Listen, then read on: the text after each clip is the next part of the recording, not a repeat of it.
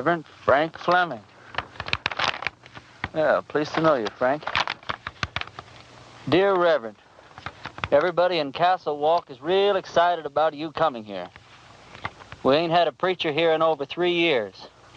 When our last one left in such a hurry, he didn't even say goodbye. He was a pious man, but he had a yellow streak down his back. We're all looking forward to meeting you for the first time. We're all looking forward to meeting you for the first time? I don't know how long you'll be willing to stay, but you'll be welcome every minute of it.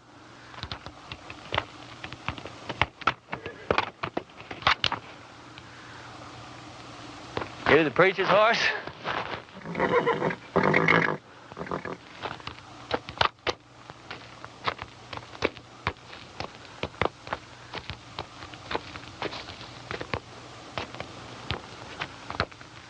Let's see what you got, pal.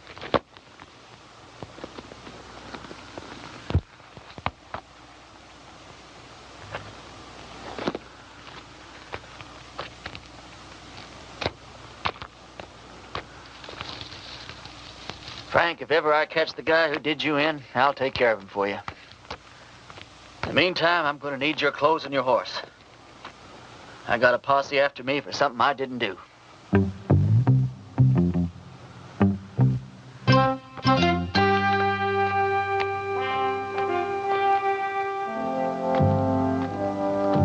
I'd say a prayer for you, Frank, but coming from me, I'm afraid it's liable to do you more harm than good.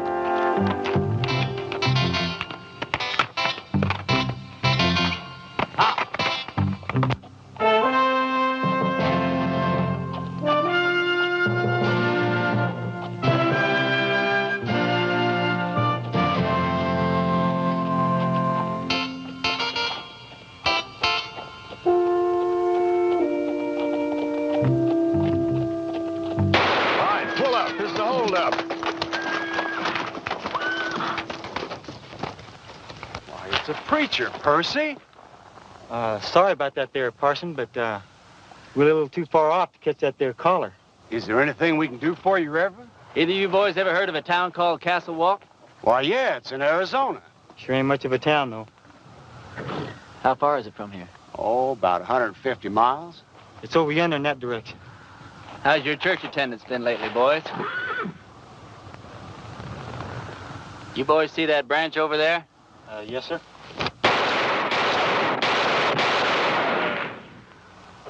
That was for the Lord, boys.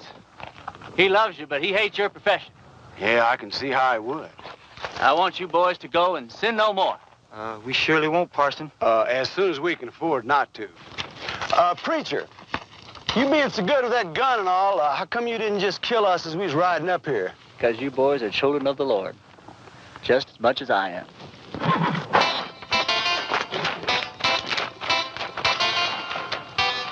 Children of the Lord, huh?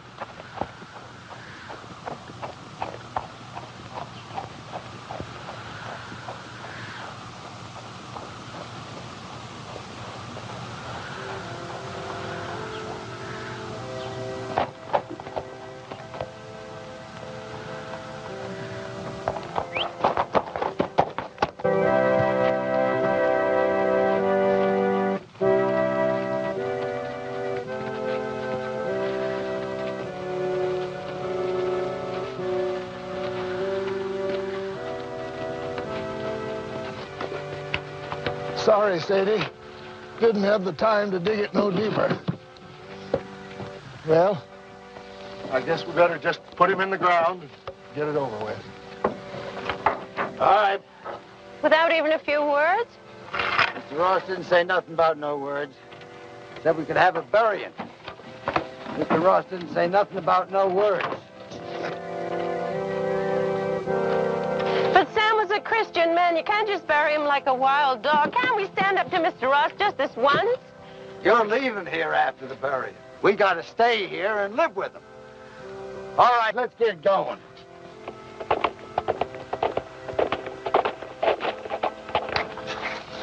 Wait a minute. Is it one of Mr. Ross' men? Looks like a preacher. Well, what do we do now? And I wrote him myself not to come.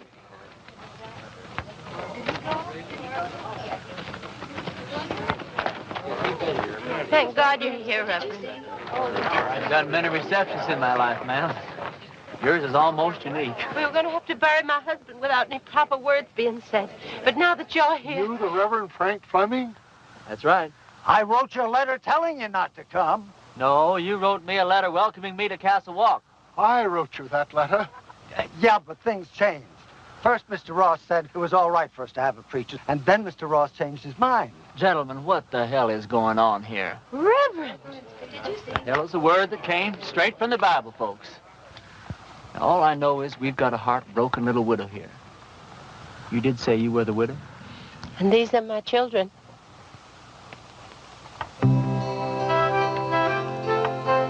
That's a child?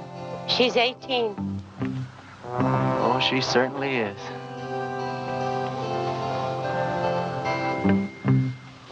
Well, first order of business as I see it is to get this poor man put decently into the ground. Oh, thank you, Reverend.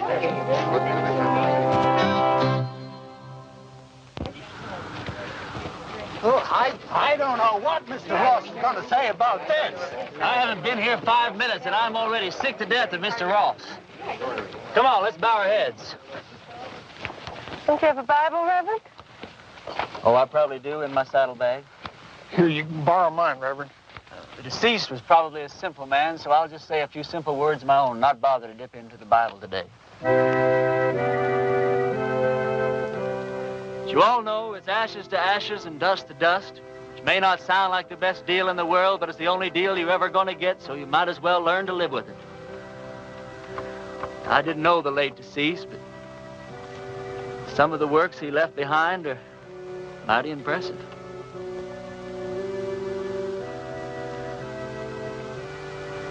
Well, what did he die of? He was shot in the back. May the full wrath of the Lord fall on people who shoot other people in the back. It's a rotten, sinful way to make a living. Amen. Amen. You can't thank you enough, Reverend. I'd like to say more, but Mr. Ross only gave us half an hour to get out of town after the funeral. You're leaving town? You taking her with you? Mr. Ross said we all had to go. Who is this Mr. Ross? He's a mean, miserable, murdering thief, and he runs everybody in this part of the country. There ain't a soul of us that had a single, solitary, happy day since he rode in here and took over. He's going to hear every word that you said. Yeah, and he'll probably kill me. But at least I got to say something that should have been said before I died. Why is he running this woman out of town? My husband, Sam, was the only man in these parts to stand up to Mr. Ross. So he had Sam killed. He let us take one wagon load of our things. We'd better get started. Ma'am, the only place you're going is back to your ranch. I'm sure with the help of all these fine citizens that we can make Mr. Ross see the error of his ways. Reverend, you don't understand the situation around here. Mr. Ross is a powerful, powerful man. He's got money and influence. And he's got 20 top gunfighters working for him. Before I tell you people what I really think of you, I'm going to tell you something about gunfighters. Now, Ross doesn't have 20 top gunfighters working for him because there ain't 20 top gunfighters in the whole U.S. of A. Now, what Ross probably does have is about 15 cowboys that wear guns for ornaments. They do just fine at shooting up a saloon or making some terrified dude dance a little jig. Ross has probably got about 3 men who are pretty good at getting their guns out of their holsters, but no good at hitting anything once they do. Which leaves about 2 or 3 men that might honestly be called gunfighters. Not top gunfighters. More like second or third raters. So you see, you folks have been letting yourselves be rousted around by a bunch of 2-bit yahoos. How come you know so much about gunfighters, Reverend? The Lord's work takes one to many places in many climes. Matthew 31. There ain't no Matthew 31. Well, there ought to be. Widow, I want you and your family to get in the wagon. I'm going to drive you home. You're going to sit next to me. Oh, I don't know, Reverend. Ma'am, you don't look like the kind of woman that would back away from a little fight. Where's your faith? My faith is in good shape, Reverend. And if you're willing to take the risk, so are we. Get in the wagon, kids. Us and the Reverend are going home.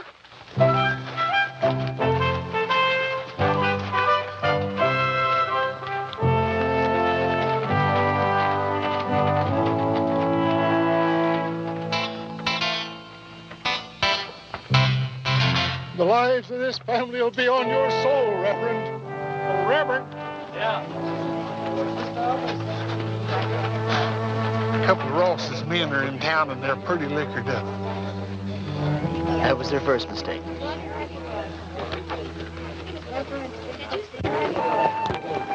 You ride my horse, son. Okay.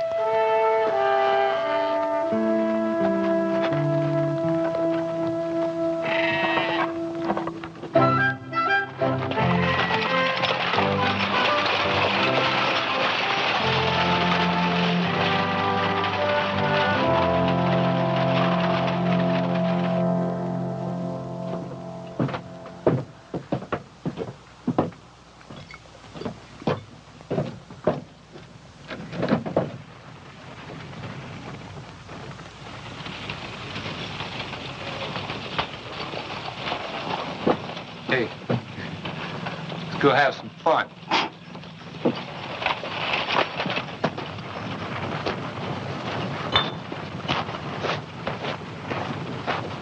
Remember the children, Reverend. Those are just two of the cowboys, ma'am. Who? Where do you people think you're going? Where's the place that Ross would least like us to go? I'd say her ranch. Well, that's exactly where we're going. Wait till Mr. Ross hears about this. Mr. Ross is a skunk of doubtful parentage. Mr. Ross is so low he could walk under a rattlesnake's belly wearing a high hat. And that's what I think of Mr. Ross without ever having met the man. Now, that was indecisive, cowboy. Could have very easily cost you your unimportant life.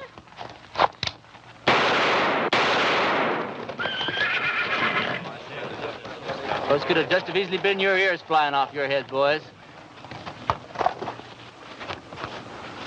Well, that's a terrible way for a preacher to act.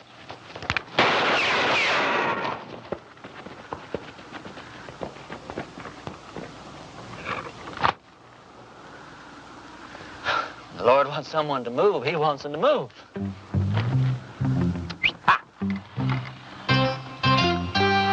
Reverend, my husband Sam would have followed you to hell and back. Don't talk about hell to a sinner, ma'am. You're a sinner? Yeah, we're all sinners. We're about to be.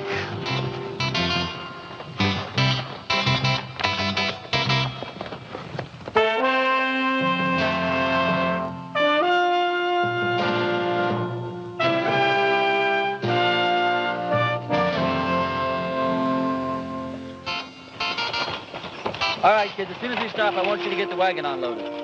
I want to get this family settled in before dark. You don't mind if I order your kids around a little, do you, ma'am? Reverend, you can do anything you want to. Reverend? Reverend? Oh, yes, ma'am. Reverend, this hole in the back of your coat, it looks like a bullet hole. Well, that'd be my guess, ma'am. You guessed? How could a man be shot in the back and not know it? Well, I was carrying that coat over my arm when the shooting took place.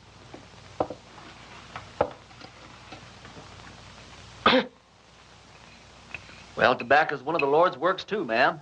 I'll get my things and fix your coat. Do you think Mr. Ross and his men are going to come down and get us tonight? No, not tonight, honey. I'd imagine that Sunday in church would be where he makes his first play. Aren't you scared at all? Oh, I'm scared, all right, Sally. But not the kind of scare that'd make me knuckle under to the likes of that Ross.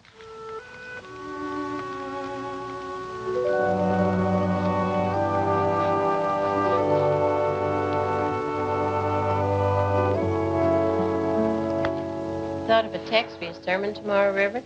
Tomorrow? Tomorrow's Sunday. I've lost all track of time the last few weeks. What do you think I ought to preach about? I thought you said the sin of cowardice. Yeah, that's not bad either. Thought you probably had some favorite passage from the Bible to illustrate your point. Oh, I do. Several of them, as a matter of fact. But what's your favorite passage from the Bible that would illustrate that point, man? I think it would be Luke 12. Christ says, do you think I have come to give peace on earth? I came to cast fire upon the earth, and would it were already kindled.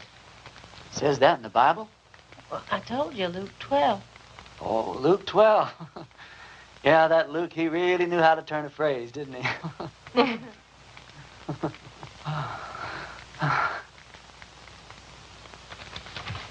Clean your clothes up for the services. I'd appreciate that.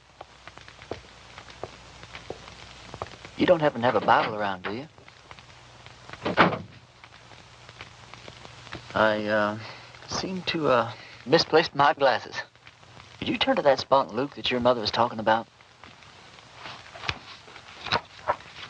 It's right here. You don't wear glasses. You know something, you're right. I don't know what got into me.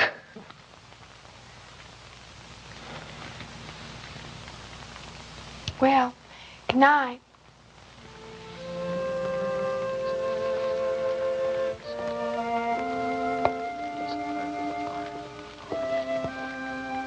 Good night.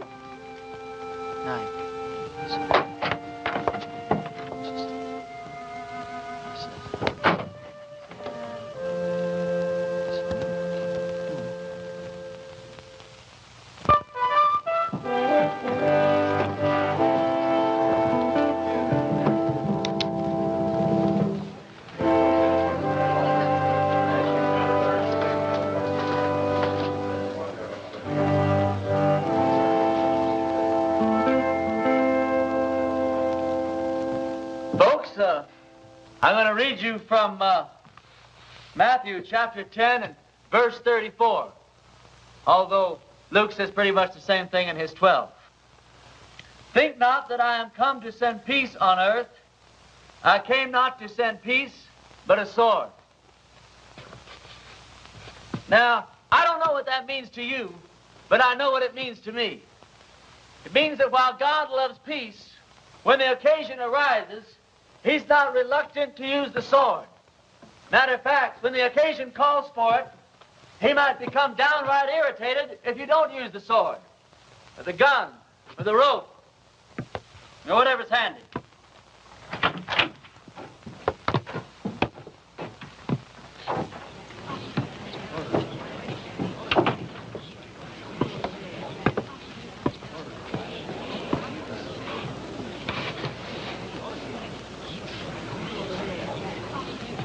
Now, you folks have had a cross to bear here lately, and his name is Ross. They say that people get the kind of lives they deserve, and I guess they do. But when men won't fight for their wives, women, and children, and when their women won't make them fight for what's right, then these people don't deserve any kind of lives at all. That's exactly what you got.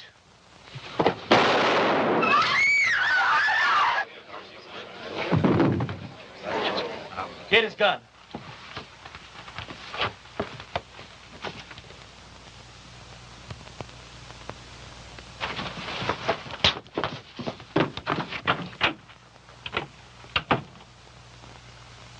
You've never done it? I don't think you could possibly realize what an awful thing it is to kill a man. I don't know who God must be mad at the most. That man for wasting his life at the order of some tin-horn dictator. Me for having to do this thing in his own house. You people for having quit before the fight even got started. I haven't got the heart for any more church today, that's all.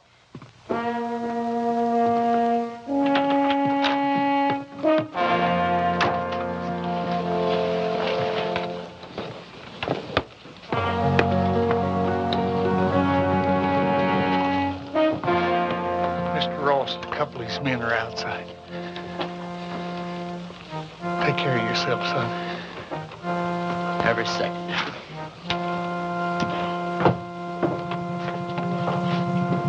Bring that body outside.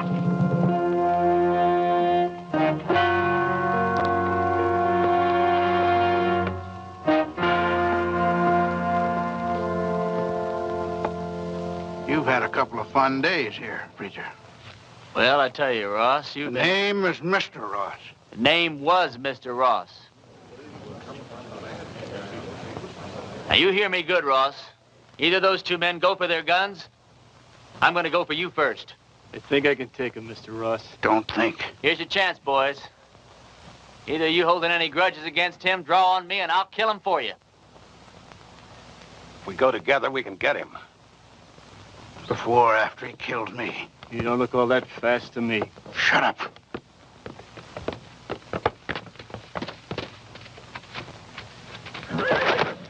Friend of yours, Ross? All right, preacher. You pulled yourself off a nice little grandstand play for the folks. Now I want you out of town. Who killed Sam Underwood, you or one of your men? I'm going to find out if I have to take the whole bunch of you to pieces. Give me the word. I'm sure I can beat him. We'll go on back to the ranch. I'll be there in a minute. You sure? Now.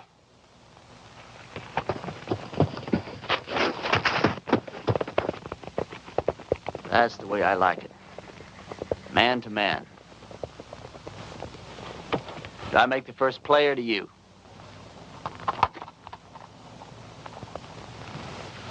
I just changed my mind, preacher. I don't want you out of town. I want you right here where I can get you anytime I want you. Service is next Sunday at 10 o'clock, and there's a 4-bit fine for being late.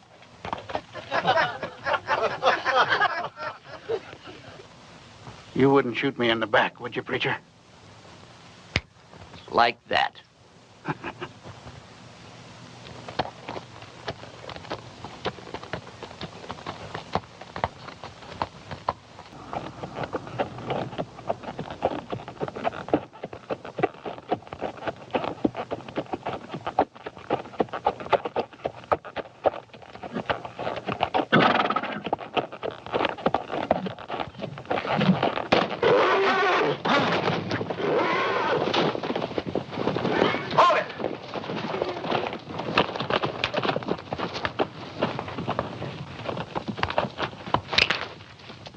You should have listened to me when I told you to get out of town.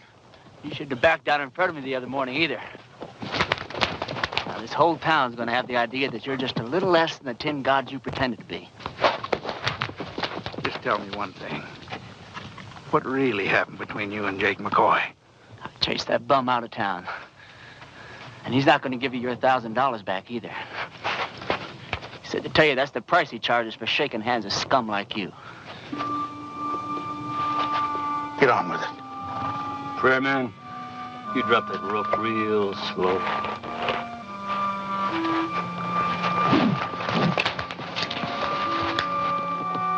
Drop it.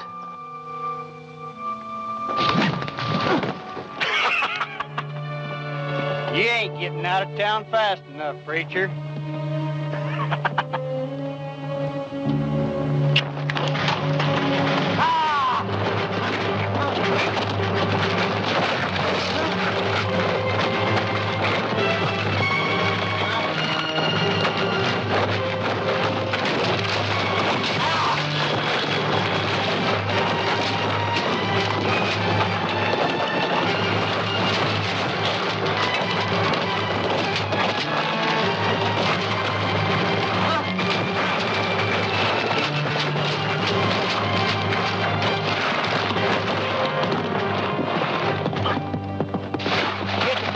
Preacher?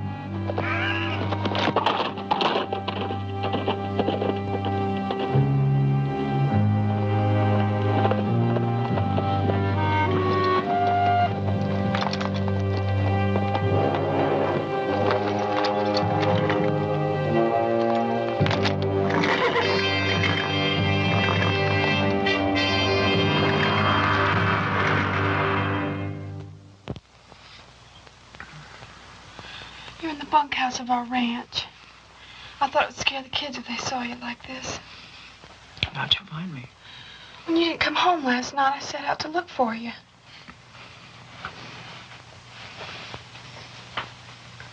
You stripped me down? I'm a ranch girl with brothers. Don't make a big thing out of it. You're something brand new in my life, Sally. Are you strong enough to get up and get dressed and get out of here? Doesn't matter whether I am or not, I've got to do it. You turn your back, Sal. I'm not as advanced in my thinking as you are. Will I ever see you again? Sure, why not?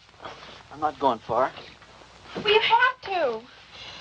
When they don't get your body, Mr. Ross will never stop until they find you. Yeah, this is the first place he'll look. I want you and the kids to go out and dig a grave. Put some kind of a marker on it with my name. Tell Ross you found my body and buried it in the hills. Can I turn around now? Sure. Sally, I don't want anyone to know that I'm alive. I want it to come as a horrible shock to Ross. I want to start giving him trouble in ways he never dreamed of. I'm going to need plenty of food, water, and ammunition. I'll get you everything you need. Where will you go? I'll hide out in the hills for a while. Well, Ernie, in this part of the country, if a girl undresses a man, it's customary for the man to make an honest woman out of her.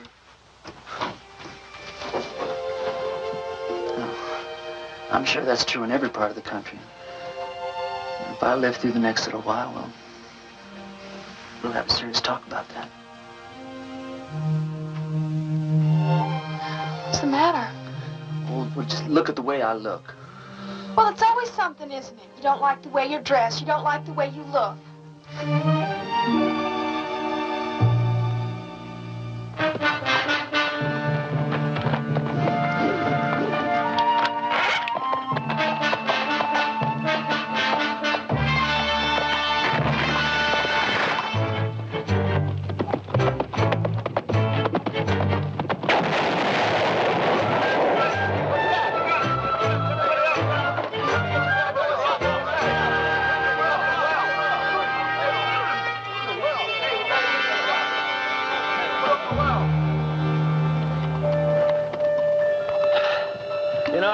There's a bunch of outlaws operating up in these hills. Probably scared old Chet and Harley half to death. Blew up the well, too.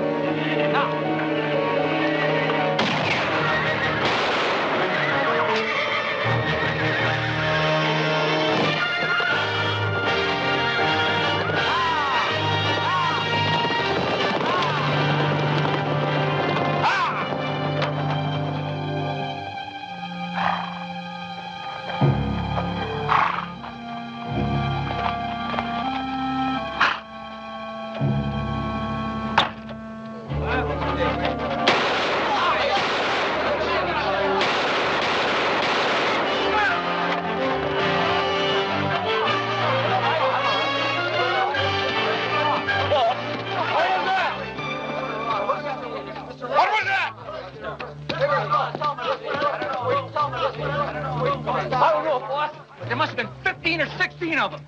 Maybe there weren't nobody there at all. What do you mean? Dragging a preacher through the cactus. Them people don't have to stay dead unless they want to.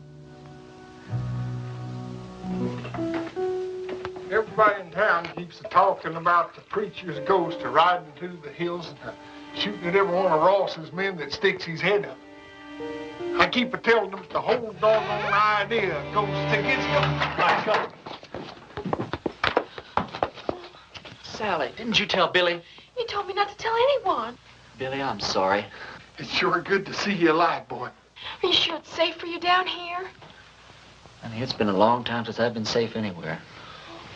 Lately, it's been getting worse. Isn't tomorrow Sunday? It sure is.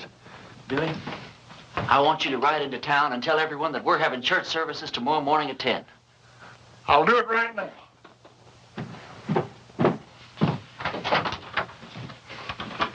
Sally told you our plans, ma'am? Yeah. You have any objections? No.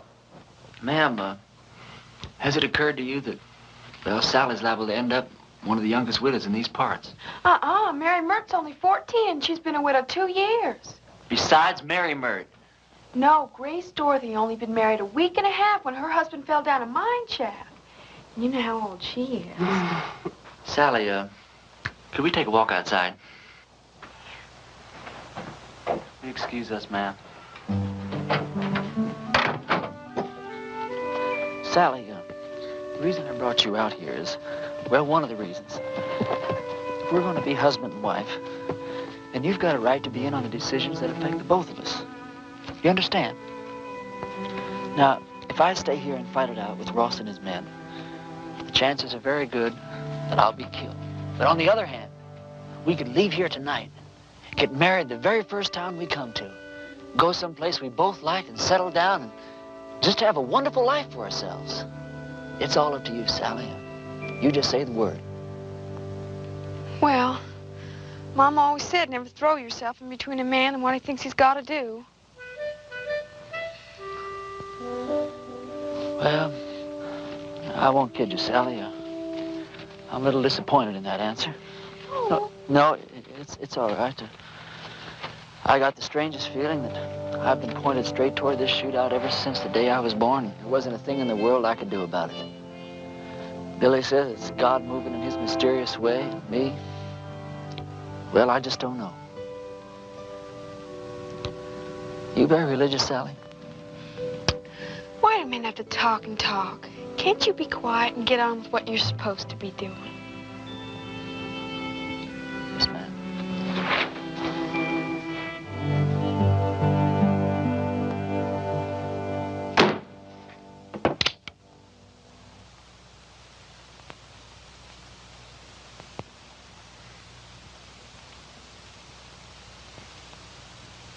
Folks, I'm here today as your preacher and as God's representative. As your preacher, I've stood up to your enemies for you. And all it's gotten me so far is a lot of bruises and a bunch of cactus spines. Now, I understand that a lot of you thought I was dead, and that my ghost was raging through the hills, wreaking my vengeance on Ross and his men. But I want to ask you something. What were your feelings? Were you scared that you might have an angry ghost raging in your hills? Or were you ashamed because not a single one of you came out to see if I was alive or if I might not need some help? Well, I'm warning you people. While you're sitting around waiting for God and me to do your work for you, God just might have some plans of his own. Maybe he's not as angry at Ross as he is at you.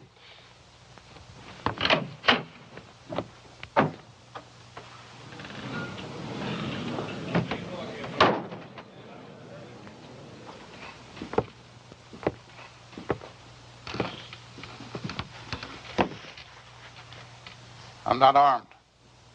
Billy, go outside. Take a look around. I came alone. Go on, Billy.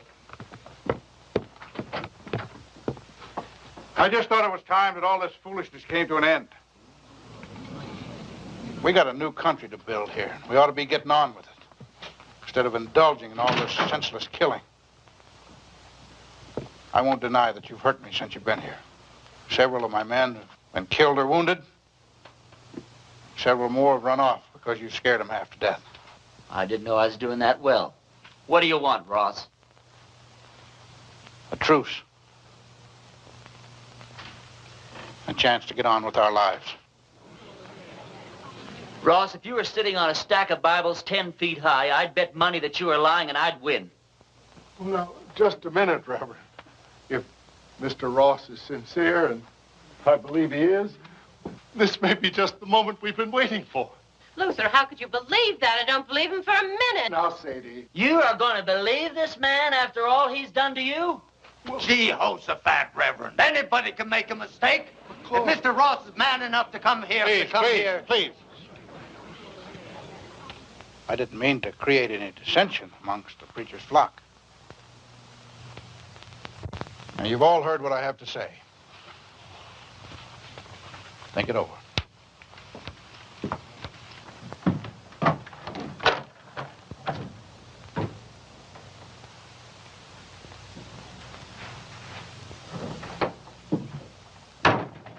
Well, I think we ought to accept the proposition. Well, I think you're right.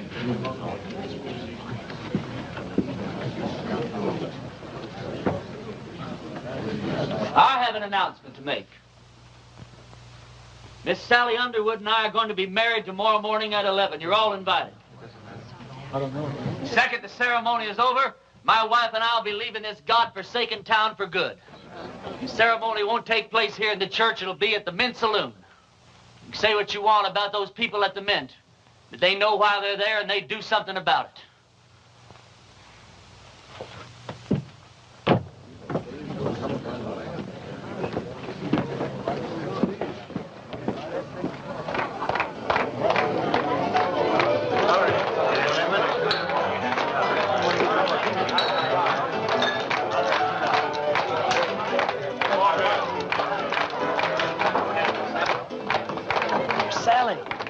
She's out back getting dressed. Her mama's with her. Can't take all day with this thing. What's your rush, boy? One of my feelings, and I'm never wrong, that I should get out of this place. Funny you'd say that. Huh? Oh, nothing. Hey, yonder she comes now. Oh, you're beautiful. Come on, everybody.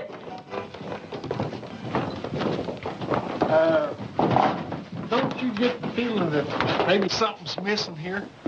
I mean, who's going to perform the ceremony? You're the only preacher around here. Well, I don't know of any law that says I can't delegate my otherworldly powers. You marry us, Billy. Oh, yes, Billy, Well, I don't know about the legality of all this. Oh, never mind the legality. It's the spirit that counts. Well, Now, I take Sally to be my wedded wife. You go on from there. well,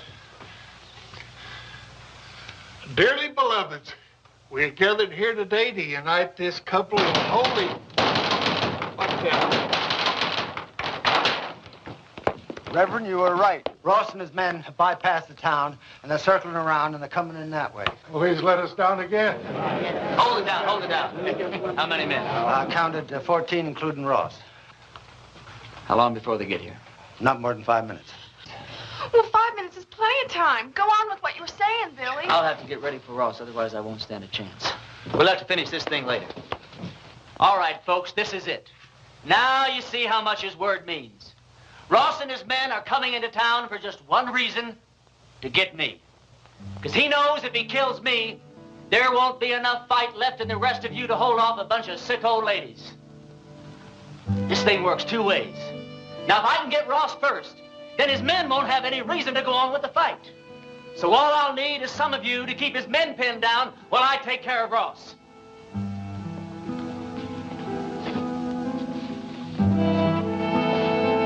But the women and the children... You don't even have to come out in the open. You can shoot from the windows or from the roofs. You don't even have to hit anything. Just shoot fast and make a lot of noise, but keep his men pinned down.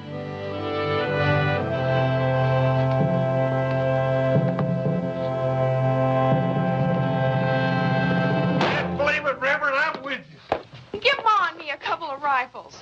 Well, you said we didn't have to hit anything, just make a lot of noise. You don't think I'd take a chance with you, do you? Come on, Billy. Give me the keys to the hardware store. Barbershop.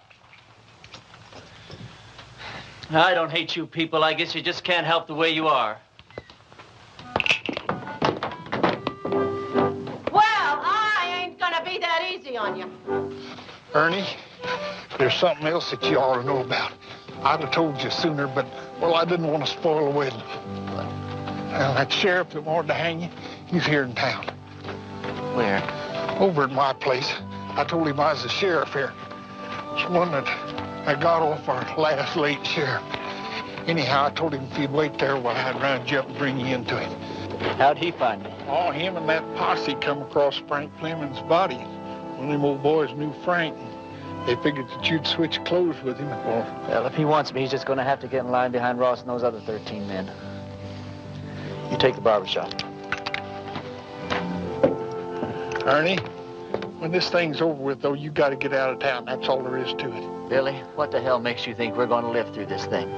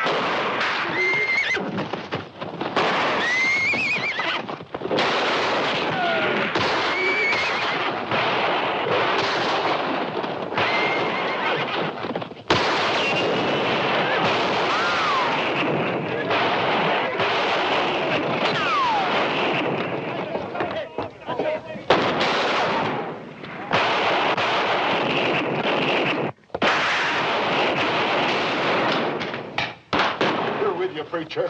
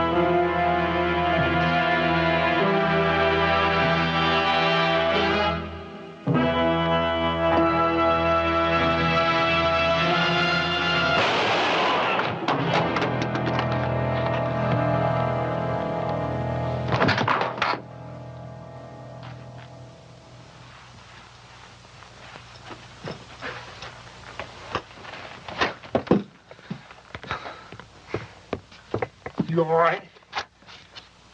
Barely. Listen, all you Ross's men. Ross Anyone who keeps on fighting is going to have to stand trial. How do we know he's dead? Because I'm alive. All right. You heard the man. The sheriff's going to be down here to find out what this is all about. Yeah, I know. Billy, get my horse and meet me out back, huh?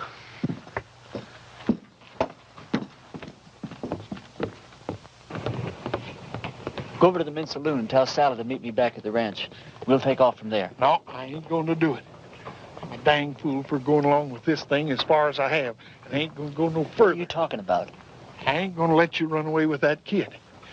Her not knowing who you are or what you are or what kind of a life she's letting herself in for.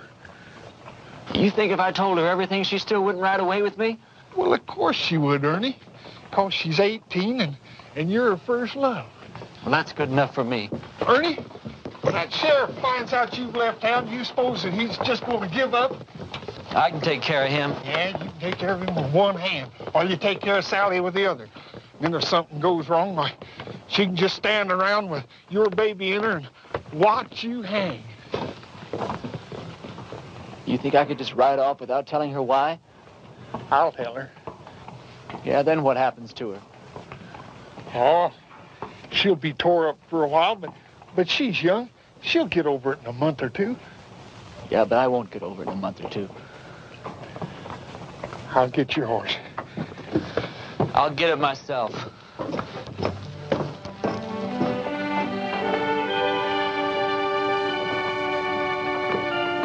Ernie,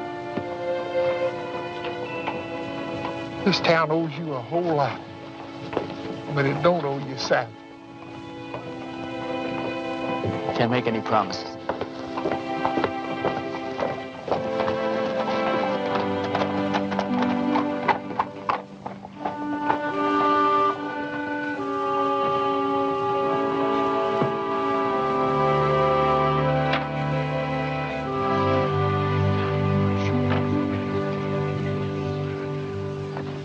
He's all right. He's not hurt, and he'll be here any minute.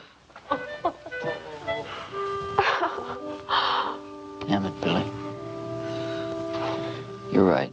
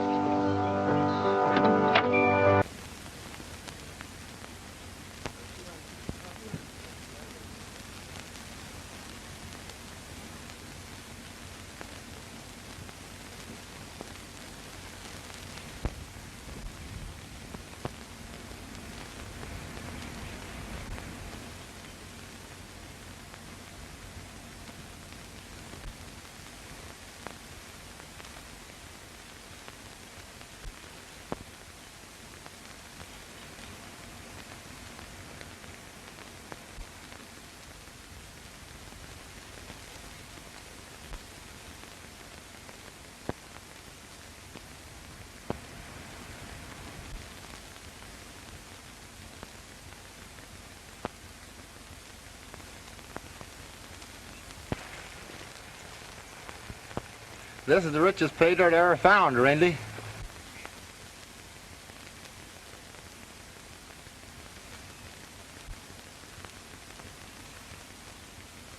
And you're going to have the best feed of your life and a new gold collar.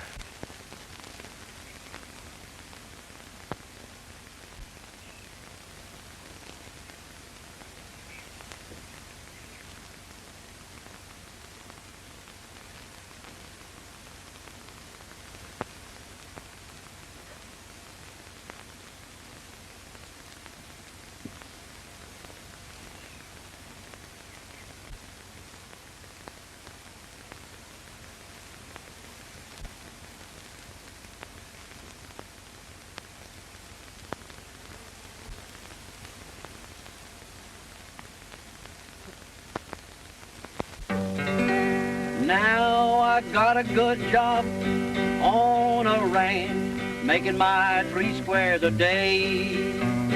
Plenty swell place from a good old nag, and plenty of fresh green hay.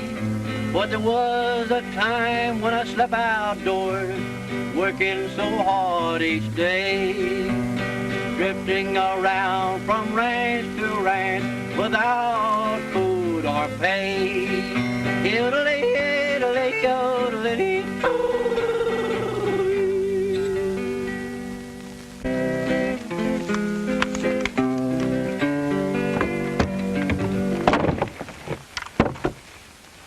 Well, you certainly can play that thing, Hank. Well, Bob, I so thank you, but you know, I reckon, Bob, if I'd put as much time or doing some honest hard work as I have picking this guitar, I might be a rich man today. Say, why don't you play that one for me that you wrote about your girl down in Texas? You mean that Lonesome Cowboy? That's the one. Okay, Bob.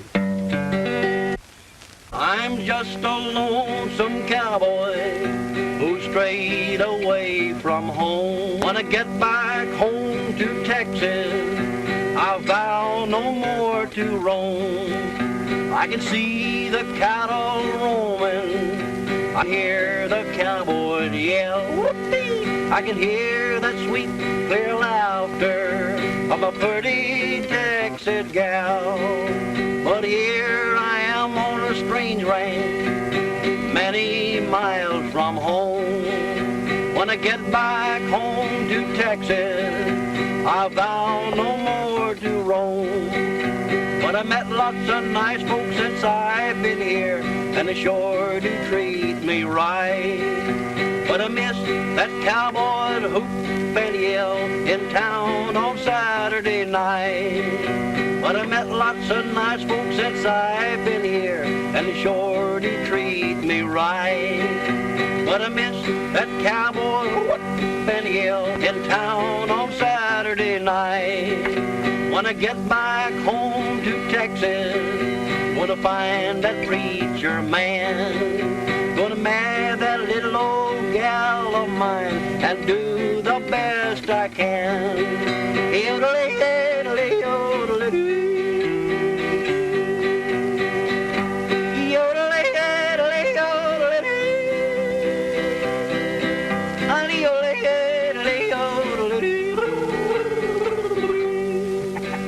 That's pretty good, Hank. Have you really got a girl down in Texas? Well, I got a gal down there. I don't know whether I'm her fella or not, but I'm hoping so, Bob. I really like that little gal. Are you going back and marry her? Yes, I don't know how soon I'll be going back, Bob, but you know I'm going to go back to Texas someday. I've been hankering to go back for a long time. Well, I can tell it from that song you've just written. Certainly makes you homesick, doesn't it? Yes, it does, Bob.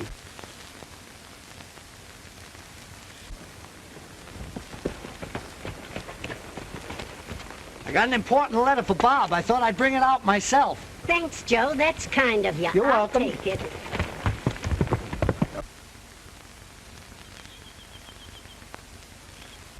Here's a letter for you, Bob, and it's from Larry Moore.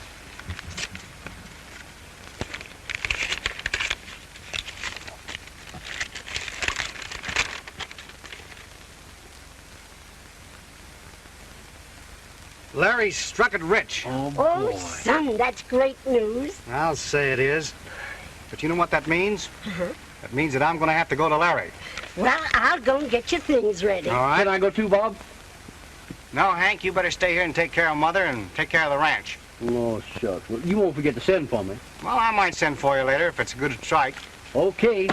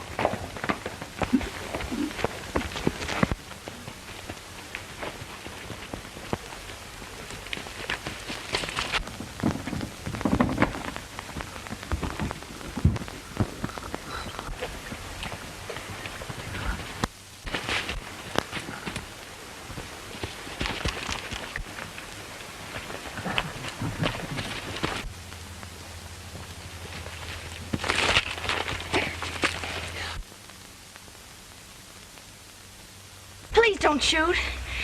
And don't let them get me.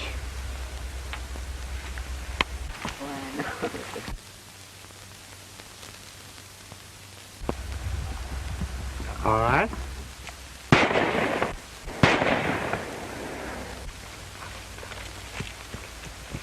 Now you stay here till I get back.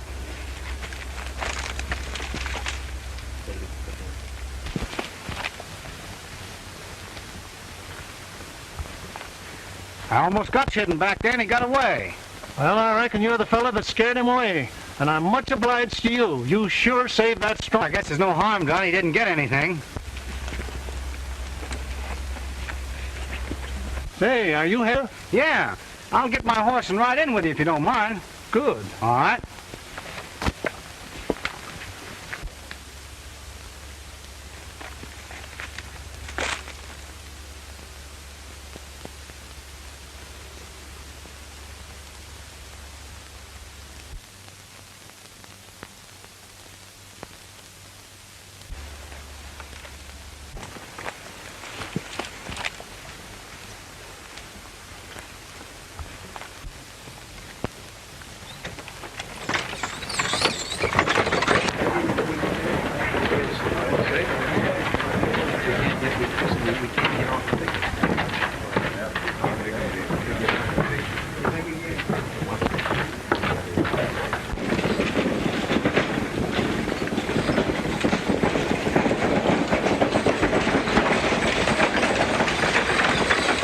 Well, this is as far as we go. Say, maybe you can help me out.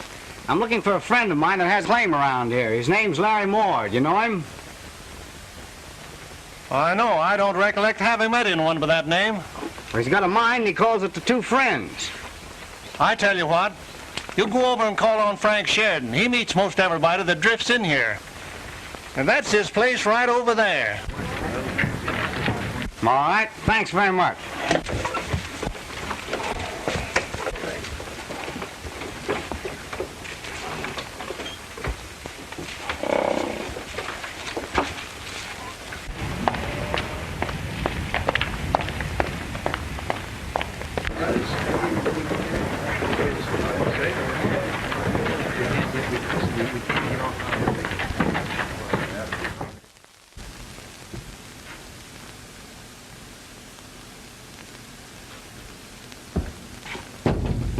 Come in. Mr. Sheridan? Yes? My name's Bob Crandall. Well, I'm glad to know you, Mr. Crandall. What can I do for you? Well, I'm looking for a man by the name of Larry Moore. He owns a mine nearby here called the Two Friends. You know where I can locate him? Larry Moore? Two Friends mine? The names don't come to my mind just now. Well, our company bought up quite a few claims around Bonanza.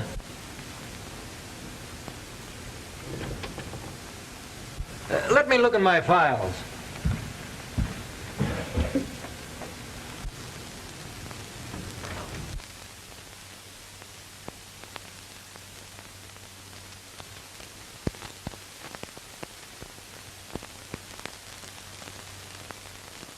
Are you sure your friend's claim was near Bonanza?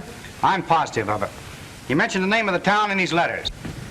I wonder if I could find out anything at the recorder's office. That's a good idea. If he filed a claim around here, it'll be recorded in the books at that office. I'll go over with you. That's fine.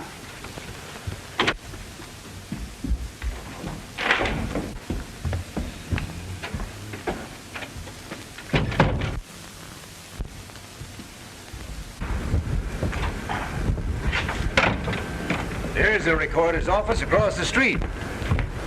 Hello, Looney. Struck it rich? I just struck the mother load. I got millions. What's the matter with him? Poor devil, he's a bit cracked. He's always making a big strike.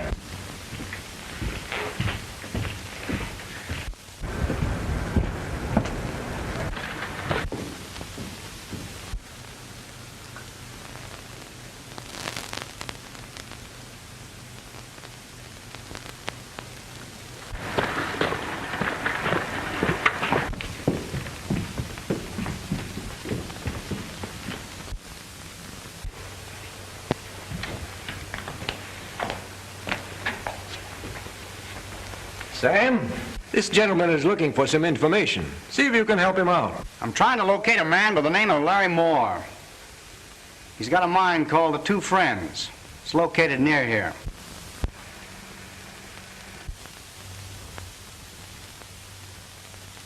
You say it must have been around January? Yes, that's the month he wrote me that he just made the strike.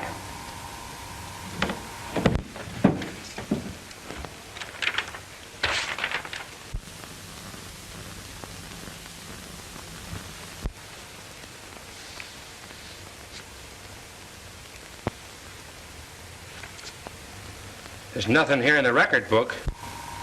Well, I don't understand it. Well, a lot of them don't record their claims. They're afraid of a stampede. Yes, that's right. Then again, he might have found an immediate buyer, sold out, and moved on. Now, that sounds possible, but I doubt it.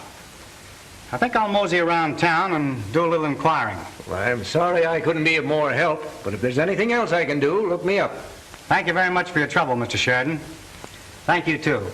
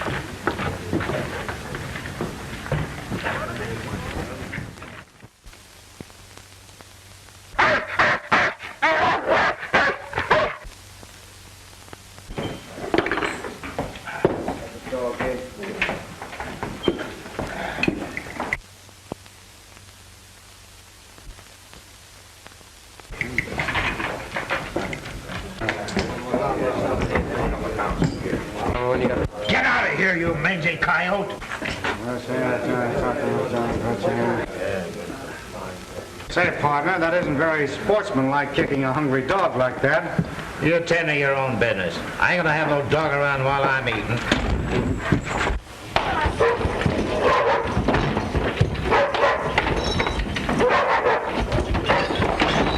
All right, drop that chair. Get up there. You too. Come on. Stand up there. All right. Now get going. Hey, you. You wait a minute. Pick up that chair. Now sit down. Take off your hat. Take it off.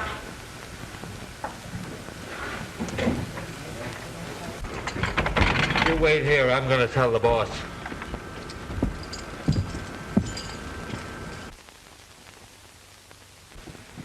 Waitress, come here. I can't eat anymore. Then give it to, that's the dog. Come on, give it to him. That's a boy. He likes it. I think you better pay the check.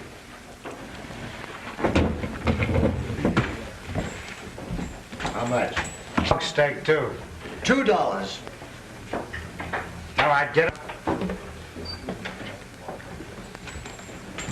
I'll get you and that mutt both for this. I think we can take care of ourselves.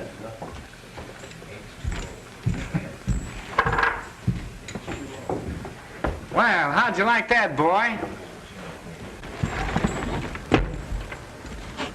Stay here and watch that fella. I'm fixing him before he leaves this town. Come on over here. I want to talk to you. Come on. Come on over here. Come on. That's a baby. Listen. Come on. L.M. Larry Moore. Do you know Larry? Boy, do you know Larry? You do? Come on, take me to Larry. Come on. Well, I sort of ruined that table there. How much do I owe you all told? Oh, forget it. It was worth the table to see you wipe up the flow of them bullies. Well, I'll drop in again sometime. But listen, use the chair next time. It's cheaper. Come on, boy.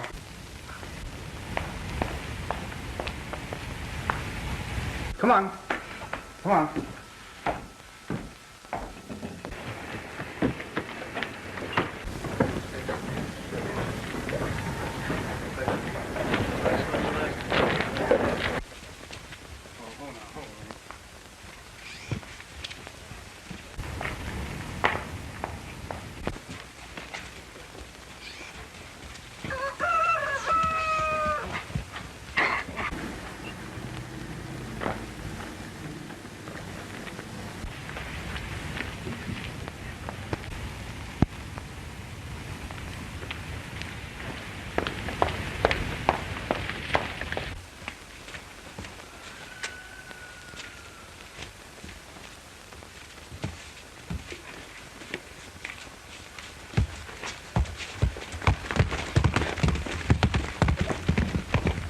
We can't take a chance on him finding out anything.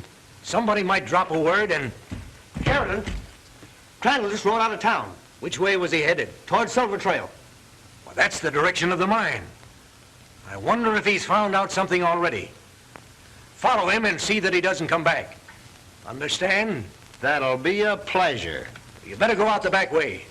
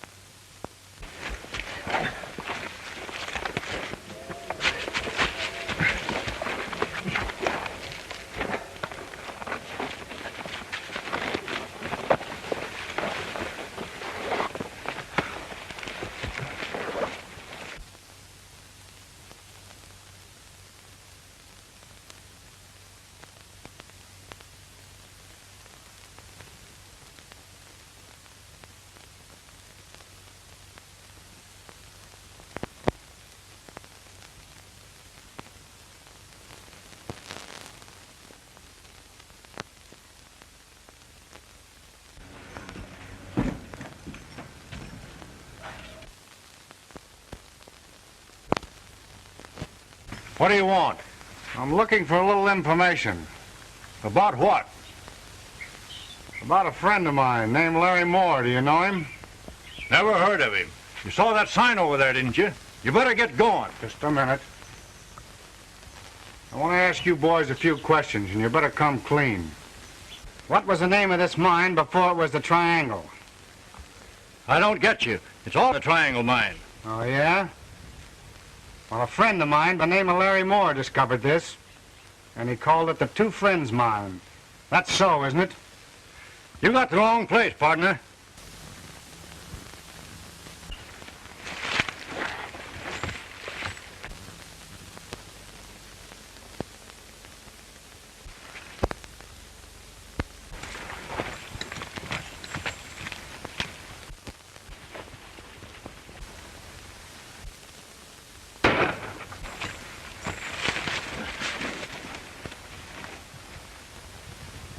There's no telling how many he's got helping him.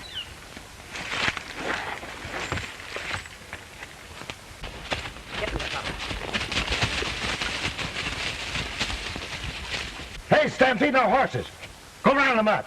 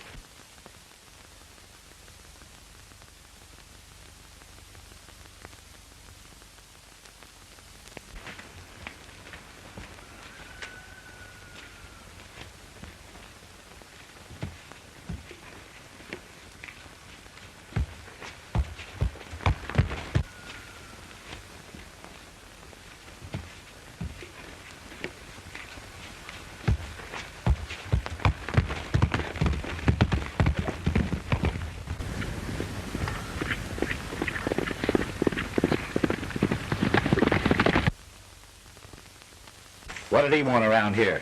He wanted to know about Larry Moore. Hey, this is getting serious. I better ride back to town and tell the boss. There's no telling how much help that fella's got here.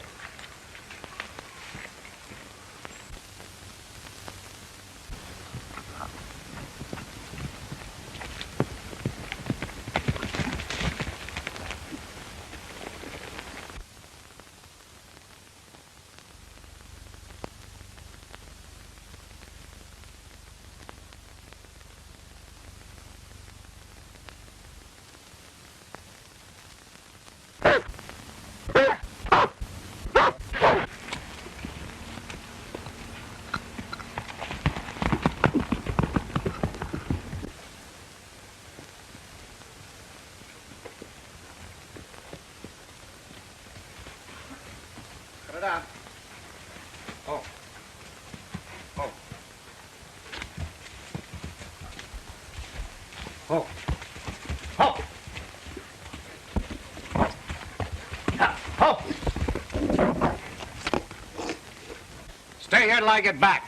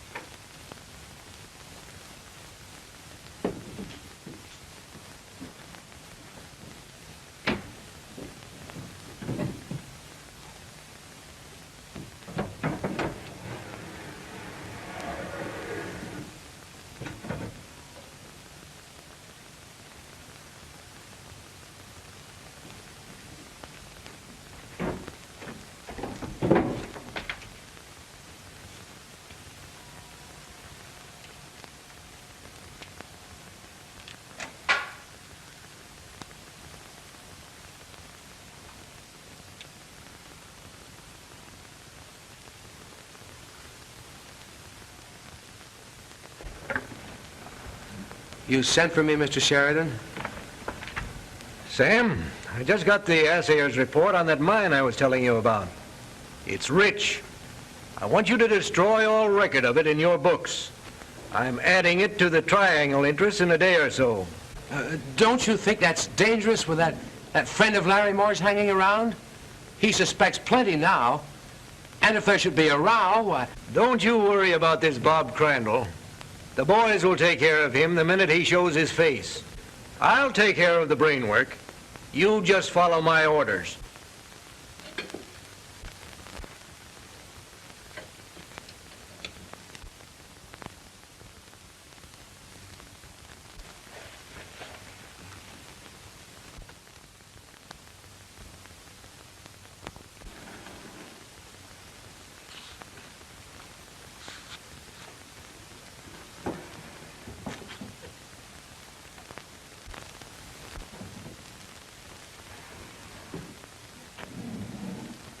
Oh, I wish I'd never got into this thing. You are in it, and you're going to stay in it and do as I say, as long as I say.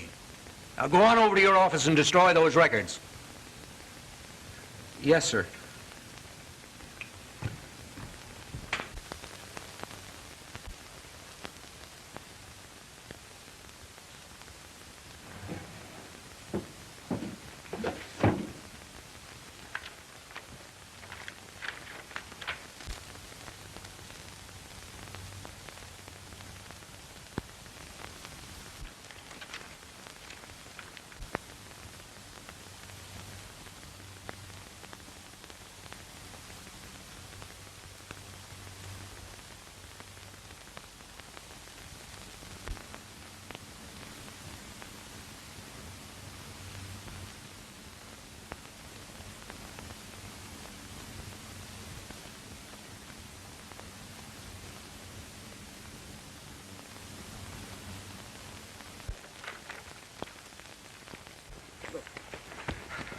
What's up, Sam? That friend of Moore's, he broke into my office and is snooping around my record book.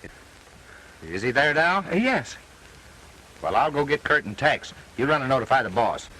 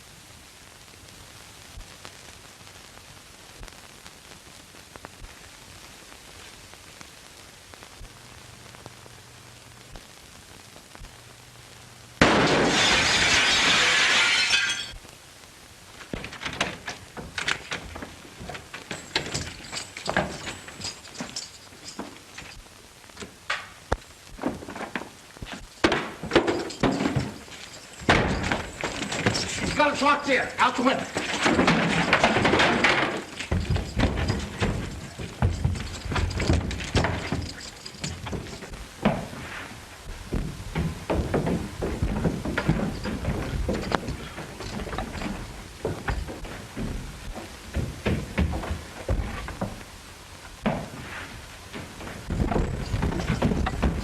Boys.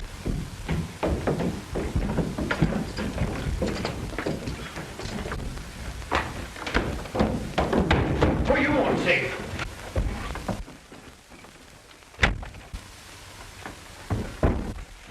Is somebody after you? Yes.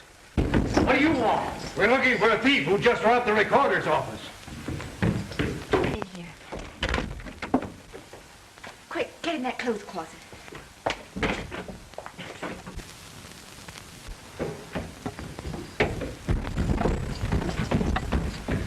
boys, search all the rooms. Dunn, you go down and call the sheriff. Come on, I'll show you where the phone is. What happened, Mr. Sheridan? We're looking for a thief. Did you see anyone? Why, no. He must have went out the back way. We'll continue the search outside. Sorry we had to wake you, Miss Ellen. No.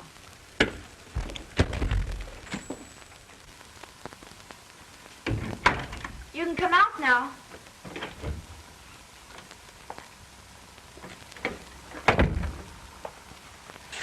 You sort of helping me like this makes us even. Yes, the last time we met, I was the... Oh, so that's what they called me, huh? Yeah. Well, I don't suppose there's any harm changing confidences. You know, I'm sort of curious as to why a girl like you would try to hold up an oil wagon. Suppose it was just my way of getting what rightfully belongs to me. You mean the silver bullion in that wagon? Yes, from one of the mines that's supposed to belong to the Triangle Company. The Triangle Mining Company? You also seem interested in the Triangle. You bet I am. What did they do to you? Not me, my father. They robbed him of his mine and murdered him. Oh, I'm sorry that I... Oh, that's all right. Sit down and I'll tell you about it. I was East in school when it happened. And I was to meet my father here when he got settled. I received a letter from him telling me of some trouble he was in. He mentioned the Triangle people, so I was afraid and I came at once. But I was too late. Seems that other people have met with the same fate as my father. This Triangle Company has reached out and tried to steal every mine in this section. So I remained here, determined to find out who robbed and murdered my father. I took an assumed name so that no one would discover who I really was. And you've learned nothing? Not yet. But I'm not giving up. Then perhaps we can work together and help one another. Like you, I came out here to meet someone, my partner. But I was too late. I think it'll be safer if I have this record book until we take care of this snooper. I knew we were going to be found out. I'm not going in any deeper. I'm through. Shut up. We haven't been found out yet. Stop your whimpering. Put out that light and go on home. So you see, we're sort of drawn together by a common cause, to find the man that's back of this Triangle Mining Company. If we could only find out who left that mysterious note on your saddle. He must know something. Yes, he did give me a good tip. There's a lot of crooked business going on. There are lots torn out of that recording book. And the man that's keeping it's taking orders from someone. If we could only make him talk. Do you know where this recorder Dunn lives? Yes, right at the edge of town. Wait until I dress and I'll go with you. All right. It's dark in there, but the door's open. Look.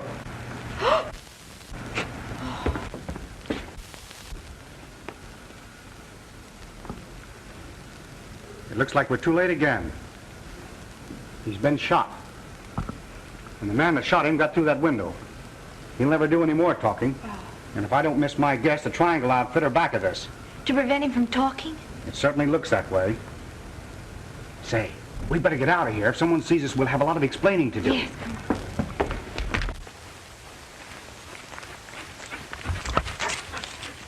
Too bad we didn't find out anything. Yes, it is.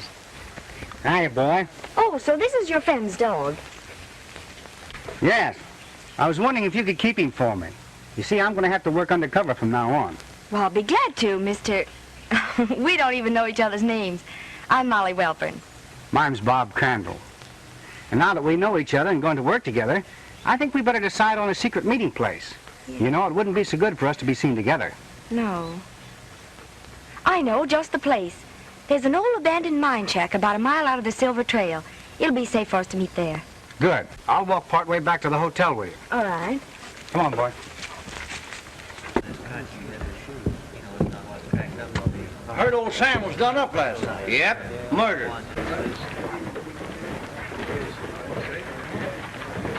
Well, Mr. Sheridan's in there checking up now. I guess we've looked over everything. There's nothing left here that can do us any harm.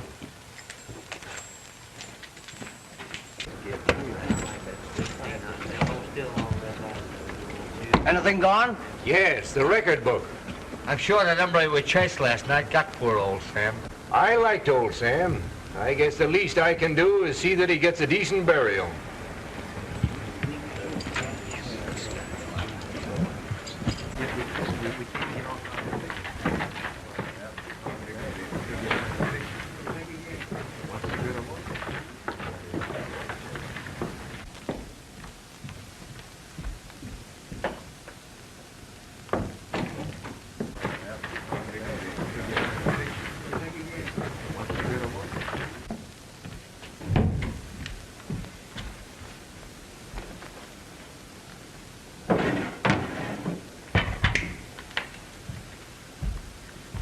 Good morning, Miss Allen. Good morning, Mr. Sheridan.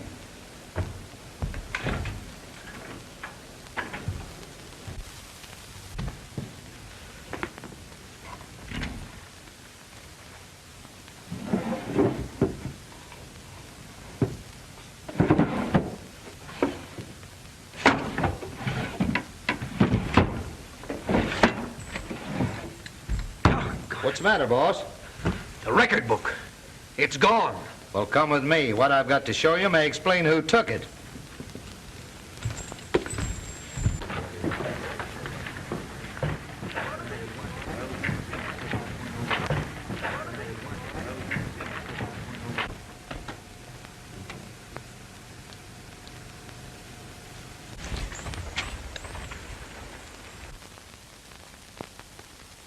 A dog. Well, what of it? That dog belongs to that fellow that calls himself Bob Crandall. And that room belongs to the girl that's working for you. I got a hunch them two's working together. I'm beginning to understand what happened to that record book. Come on, we'll go over and search that room.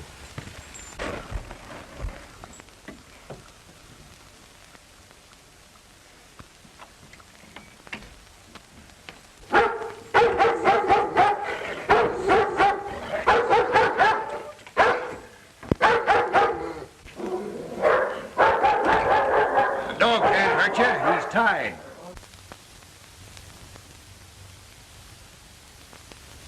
See what you can find in that dresser over there.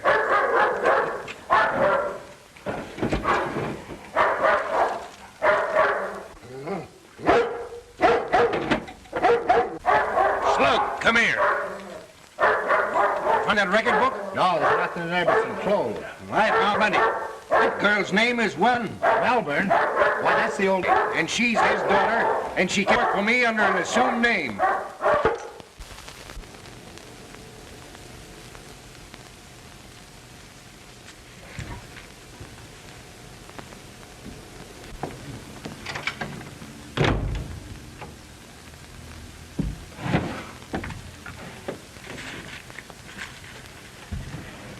You want something, Miss Allen? Why, no, well, yes, that is, I have an errand to do and I'd like to get away for a short time.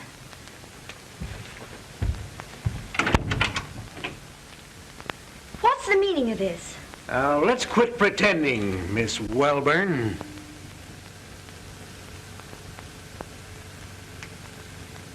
Where's that record book? I don't know what you're talking about. No use acting any longer. We might as well lay our cards on the table. I know that you and this Bob Crandall are working together. That you hid him in your room last night. Then you're the Triangle Mining Company. As if you didn't know. Then you murdered my father. Removed might be a better sounding term. But of course you'd have to prove that. And as there are no witnesses, it would simply be your word against mine.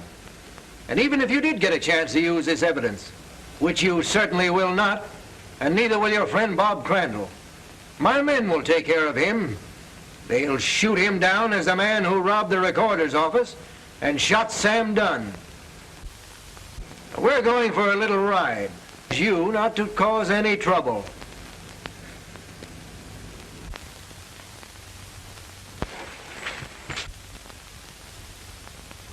Hey, what are you doing snooping around here? I struck it rich. I struck it rich. Well, you come with me.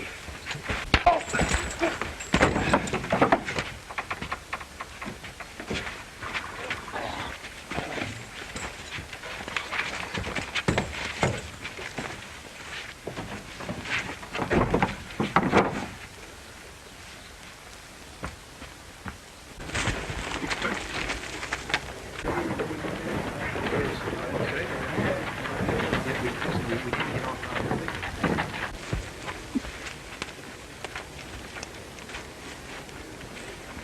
fella. If I stopped you in time, you were sure walking into a trap. They're waiting for you.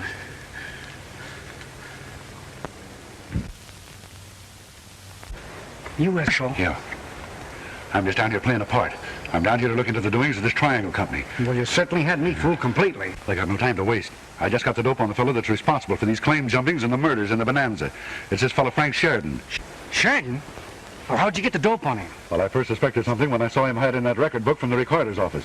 Then just a few minutes ago, I overheard him spill everything. Well, let's be traveling. I may need your help. Sheridan's heading for the Silver Trail, and he's got the girl along with him that works for him. You don't mean Miss Welborn, do you? I think that's her name. Come on. Well, what happened to you? I don't know.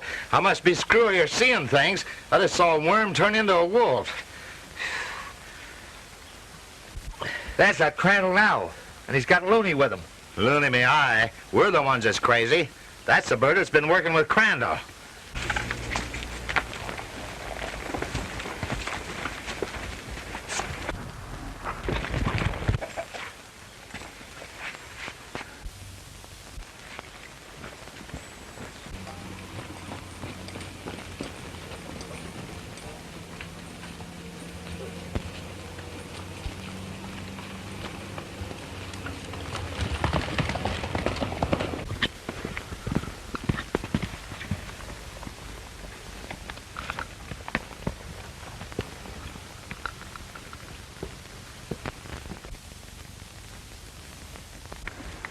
There's Sheridan now, talking to two of his cutthroats.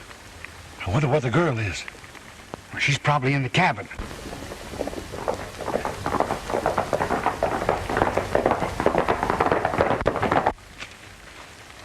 You stay here and watch them. I'll take care of these boys.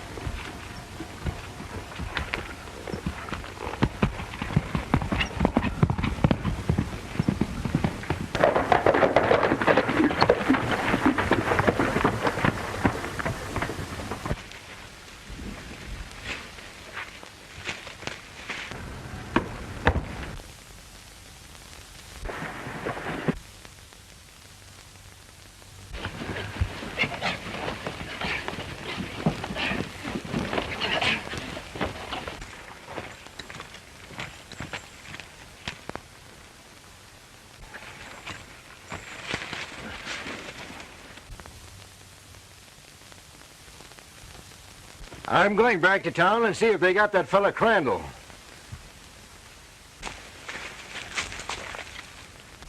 There he is now.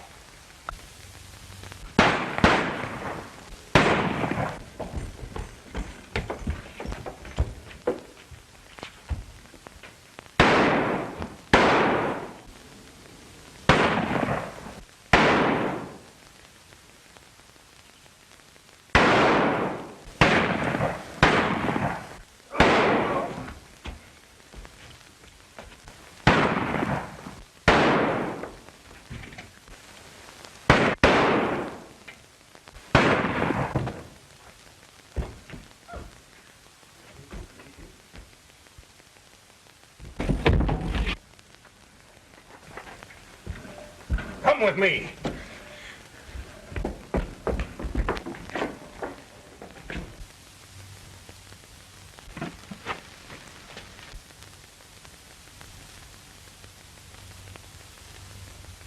Isn't that a cowardly trick?